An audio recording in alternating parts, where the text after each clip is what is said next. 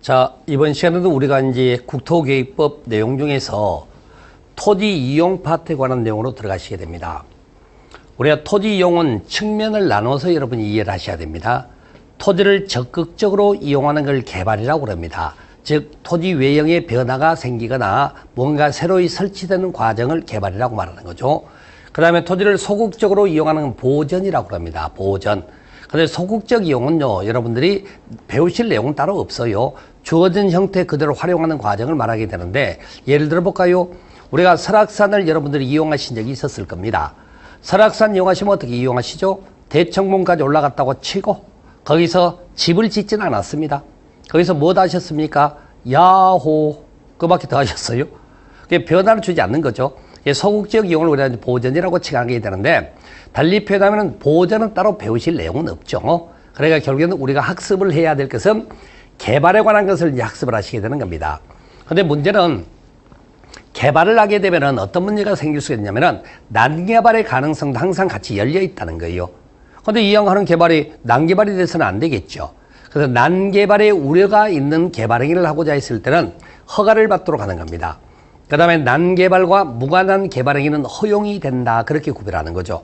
이제 허가 허용성에 관한 내용을 우리가 이제 종류를 구별하시게 되고, 그 다음에 이제 개발 행위가 허가 처리 절차를 가볍게 같이 배우시고요. 그 다음에 난개발이라고 칭했죠, 제가. 그럼 난개발은 도대체 어떤 것이냐라는 거죠. 즉, 개발 행위와 기반 시설이 매치가 되어 있지 않는 형태를 보통 난개발이라고 표현할 수 있어요. 가정을 이렇게 한번 해볼까요? 한때 우리나라 그 대표적으로 용인을 난개발 지역의 상징으로 한번 들은 적이 있었어요. 왜 용인 난개발 지역이 될 수밖에, 난개발 지역 평가를 받았냐면은 아파트 건설 다 끝났습니다. 입주까지 다 됐어요. 근데 도로 확장이 그 시점을 따라가지 못하게 됩니다. 그래서 이제 출퇴근하는데 많은 시간이 소요가 되고 하는 그런 부분들을 우리가 보통 난개발 그렇게 칭해 볼 수가 있다는 거죠. 그럼 난개발 막아야 되겠죠. 난개발을 막기 위해서는 어떡하죠? 개발 행위와 기반 시설을 서로 연결을 시켜 놓는 겁니다. 그래서 그 배우는 내용으로서 개발 밀도 관리 구역과 기반시설 부담구역 지정에 관계되는 것들, 이런 것들을 우리가 이제 같이 개발행위 과정에서 이제 같이 학습을 하신다. 먼저 그 말씀을 드리고, 자, 첫 번째 개발행위 허용사항에 관한 내용을 말씀을 드리게 되는데, 자, 여러분 교재상으로 거기 168페이지.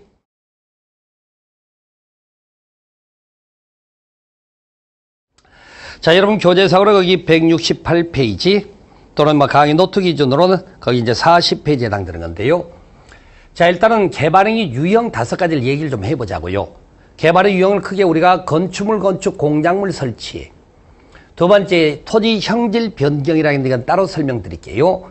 그 다음에 토석의 채취라고 해서 흙, 모래, 자갈, 바위 등을 캐내는 걸 토석의 채취라고 칭하죠. 네 번째는 토지 분할. 다섯 번째는 물건을 쌓아놓는 행위 또는 적치 행위라고 쓰게 됩니다. 이 5가지 유형의 이제 개발행위가 있다는 거죠.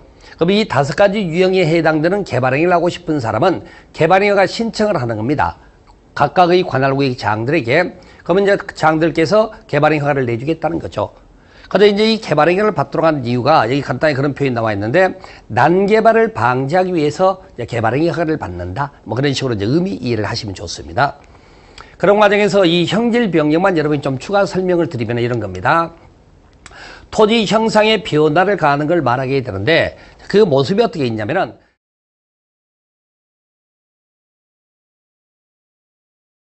그런 과정에서 이 형질 변경만 여러분이 좀 추가 설명을 드리면 이런 겁니다.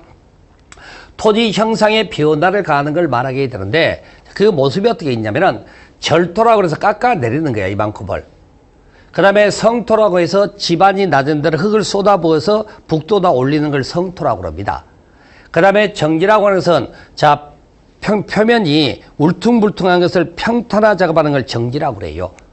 그 다음에 이제 포장이라는 것은 뭔가 덮어 씌우는 형태를 말하겠죠. 그래서 절토, 성토, 정지, 포장 등의 방식으로 토지 외형의 변화를 주는 걸 형질 변경이다라고 말합니다. 그런 거 하기 위해서는 허가를 받아야 한다 그 말이죠. 그러면서 또 하나 더 있네요. 공유수면 매립이라는 게 있습니다. 예를 들어 바다를 메꿔서 육지로 만들었다. 그럼 여기도 나름대로 질적인 변화 생긴 거 맞잖아요. 또 형질 변경과 동일하게 보겠다는 겁니다. 이렇게 해서 이러한 행위를 하기 위해서는 허가를 받도록 하는데, 문제는 이 형질 변경이라고 하는 것은요, 용도 지역에 따라 개발의 상한 면적이 따로 또 정해져 있어요. 무한정할 수는 없다는 겁니다. 면적이 설정이 되어 있다. 그까지 같이 이제 설명을 하게 되는 건데요.